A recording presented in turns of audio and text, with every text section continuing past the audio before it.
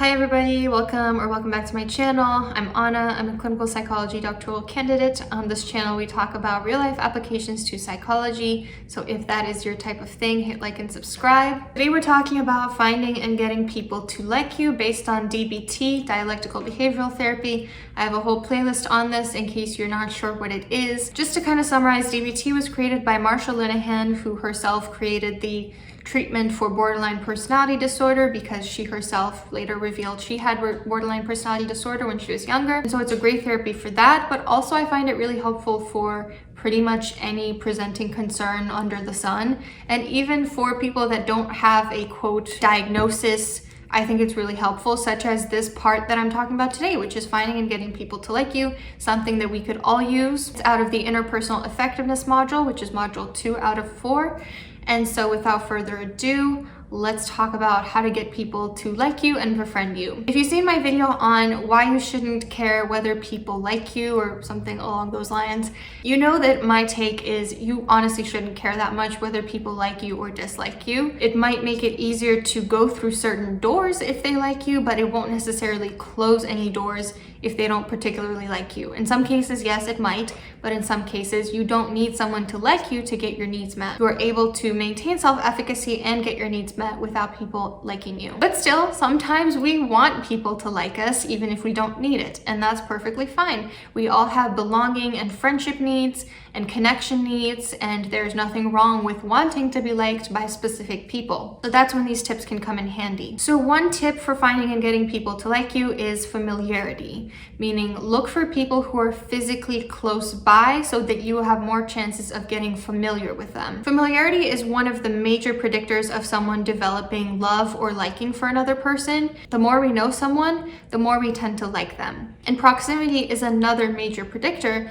exactly because of this fact. The more we are around someone, the more familiar with them we become, and the more we therefore tend to like them, and the more they tend to like us. So it may sound silly, but befriending people who live physically close by or who we see very often can be a great way to make friends, such as people at work who you see for hours and hours, 5 times a week, people at school, people in your building or neighborhood, people in your social group, people at your gym, people who go to the same restaurants or bars as you. The more familiar you can get with them, the easier it will be to get them to like you. I mean, think about it. Who do you have a better chance of befriending? Someone you see once a month at yoga class who lives in the suburbs of your city, or someone you see almost every day and it's not hard to get together with? It's why a lot of people in dorm rooms, for instance, end up dating and becoming friends. I'm still friends with people from my freshman year dorm, particularly because of this reason. So familiarity and proximity, trying to befriend people who are physically close to you or who you see often, is a great predictor. Similarity is another one.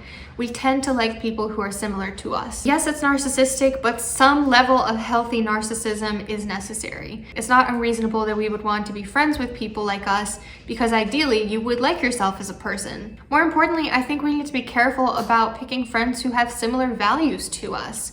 You could have the same fashion sense, hobbies, and friend group as someone, but if your values are incongruent, major problems are sure to pop up. So look for friends who are similar in terms of the big stuff: lifestyle, morals, attitudes, etc. In a classroom full of people, who is most like you in terms of values in particular, or in terms of the more superficial things, because that's sometimes important as well. It's interesting, I never would have thought of it this way because sometimes opposites attract and complement each other. We probably already orbit around people who are similar to us on an unconscious level, but it would be interesting to do so consciously as well. Something else to get people to like you is expressing liking. So another predictor in how much one person will like another person is how much the other person actually likes them. When we're around people who dislike us, it triggers a sense of cognitive dissonance. Like, if I like myself but this person doesn't, what does that say about me? Am I actually not likable? They've done studies where they realize that when we initially dislike someone and we grow to like them,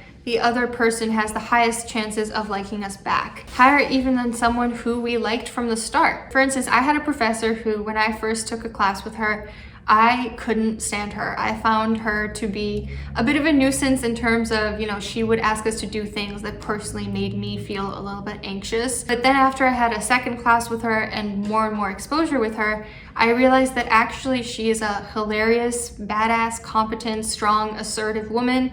And the fact that she was assertive, yes, it was a nuisance initially, but then I realized, wait, I actually really like her. And those really are some of the best relationships, where you start off disliking the person, and the more you get to know them, the more you like them.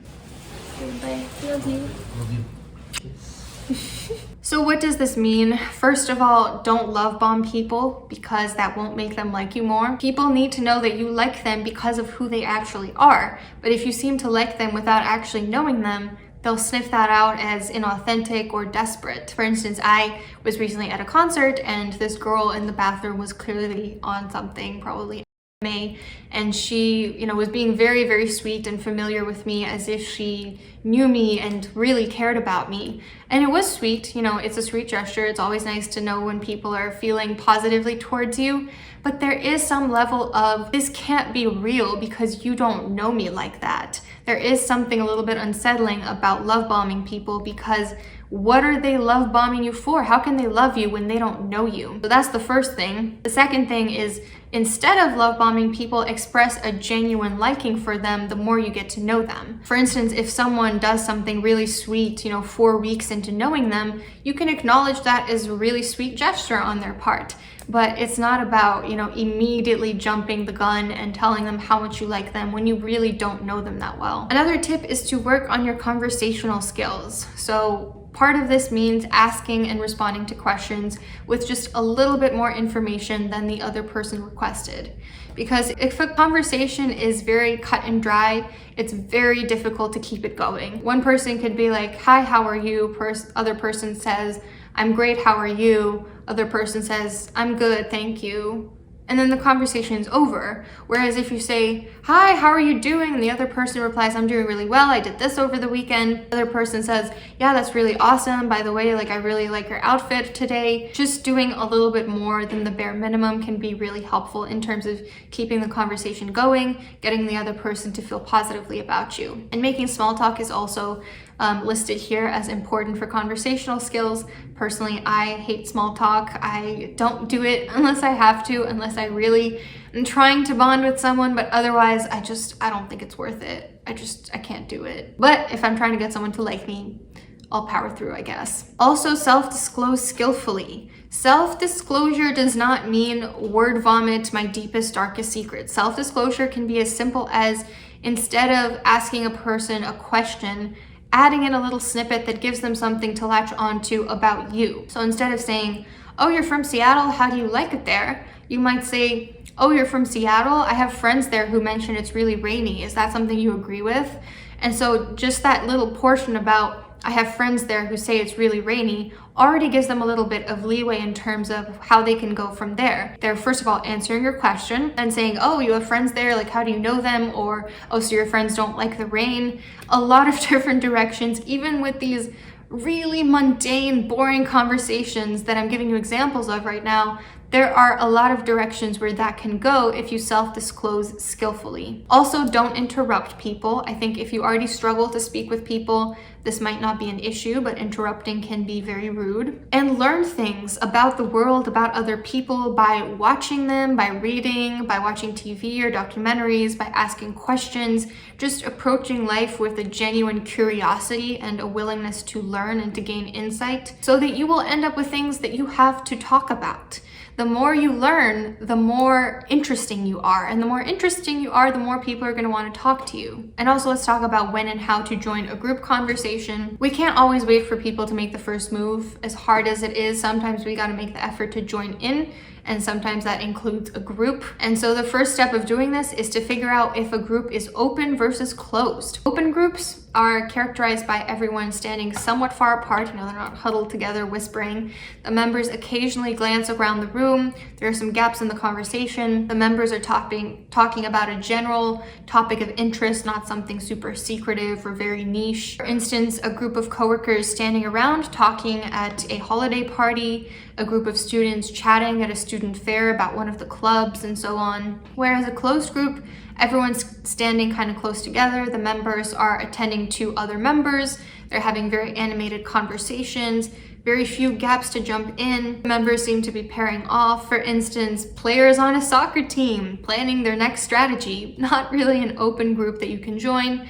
group members talking about their project during break, not really something where you can join. A close group of friends gossiping during lunch, again, not an open group. So when you determine that a group is open, how do you join it? If you gradually inch closer to them, it may not be apparent to them that you're trying to join in. They may even perceive you as creepy or invading of their privacy, or you may end up feeling rejected. If you're overly subservient, like offering to refill their drinks or asking if they need anything when it's not your job to do so, it could be going overboard and they might not see you as their equal. If you stand beside them and simply chip in, they may wonder who you are, find you rude, be very confused, find it weird. If you go up and introduce yourself, it could be overly formal, it could interrupt their conversation, everyone could just kind of be like, okay, like what am I supposed to do with this information? So then what is the best course of action? Marsha Linehan would argue it's to wait for a break in the conversation, to stand next to the most friendly looking person in the group, which sets you up for success, and to say something along the lines of, mind if I join you? I've noticed that what helps with this is maintaining an attitude characterized by both confidence and friendliness. You're not walking up to someone confidently and demanding to join, but you're also not walking up shyly as if you're doing something wrong or feeling like you're embarrassing yourself. You have nothing to be embarrassed about, and so in that moment, no one can embarrass you without your consent. It's like the Eleanor Roosevelt quote, no one can make you feel inferior without your consent. This is true in this case. If you simply ask to join the group and they embarrass you, that's not a group you want to join anyway, but there's nothing to be embarrassed about. So be confident, but also be friendly. And lastly, this isn't from the DBT booklet, but just something I want to touch on. I think you should also ask yourself, do you like them? How important is it for them to like you? I think it's something important to touch upon in this video because we're spending a lot of time talking about how to get other people to like us. And those are the times when we often forget to ask ourselves if we like that person too. Going back to my video on why you shouldn't care about whether people like you or not, I don't think we should care whether people like us if we don't even value their opinion or if we don't even like them. By that logic, what point is there in getting someone to like us who we don't even like? What point is there in trying to befriend a coworker that you don't like? What point is there in trying to get closer to a classmate whose values don't align with? What point is there in befriending your next door neighbor despite the fact that you disagree with their lifestyle? We only have so much energy, so it's really important to direct that energy in the right directions. Don't just try to get everyone to like you willy-nilly, because that's also very exhausting, but be very intentional about who you want to befriend. It is a little bit strategic in that sense. And no, that's not a bad thing. It's not manipulative. It's honestly just being an adult. Hope this was helpful for you. Hit like and subscribe if it was. It really does make a big difference in terms of getting these videos boosted to the algorithm. And I hope you have a great day.